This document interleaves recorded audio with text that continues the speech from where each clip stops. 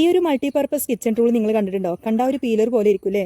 ശരിയാണ്, ഈ ഒരു സൈഡ് മാത്രം പീലറാണ്. പക്ഷേ ഈ ഒരു സൈഡ് നല്ല ഭംഗിയുള്ള ഒരു വെജിറ്റബിൾ കട്ടറാണ് കേട്ടോ, അല്ലെങ്കിൽ ഫ്രൂട്ട്സും കട്ട് ചെയ്യാൻ പറ്റും.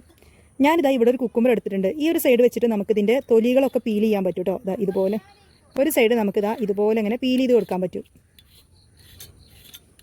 സൈഡ് കംപ്ലീറ്റ് ആയിട്ട് ഈ ഒരു സൈഡ് വെച്ചിട്ട് പീൽ ചെയ്തതിന് ശേഷം ഇതിൻ്റെ നെക്സ്റ്റ് സൈഡിലെ ഇത് വെച്ചിട്ട് നമുക്ക് സാലഡിനൊക്കെ ഇതാ ഇതുപോലെ ഇങ്ങനെ കട്ട് ചെയ്യാൻ പറ്റും. കണ്ടില്ലേ, ഇതിങ്ങനെ സെപ്പറേറ്റ് ചെയ്ത് കഴിഞ്ഞാൽ ഇതുപോലെയാണ് വരിക.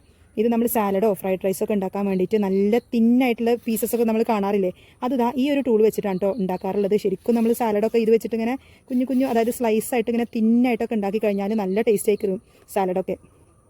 കണ്ടില്ലേ, ഈ ഒരു രീതിയിലാണ് കിട്ടുക. അപ്പോൾ ഇതിങ്ങനെ കുറേ ഇങ്ങനെ പീൽ ചെയ്യുമ്പോൾ നല്ല രസമാണ് കേട്ടോ.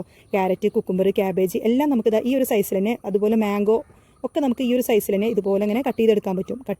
ഇതുപോലെ ഇങ്ങനെ പീലാക്കിയിട്ട് ഇതുപോലെ ഇങ്ങനെ സെപ്പറേറ്റ് ചെയ്തിട്ട് എടുക്കാൻ പറ്റും. അടിപൊളി ഒരു ടൂളാണ് കേട്ടോ ഇത്.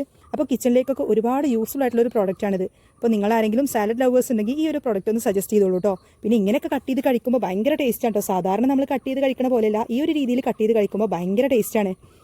ഈ ഒരു പ്രോഡക്റ്റ് ഒക്കെ നിങ്ങൾക്ക് വാങ്ങിക്കാൻ താല്പര്യം ഉണ്ടെങ്കിൽ അതിൻ്റെ ലിങ്ക് ഞാൻ താഴെ കൊടുക്കുന്നുണ്ട്, അല്ലെങ്കിൽ നമ്മുടെ വാട്സപ്പ് ഗ്രൂപ്പിലൊന്ന് ജോയിൻ ചെയ്തോളൂ കേട്ടോ.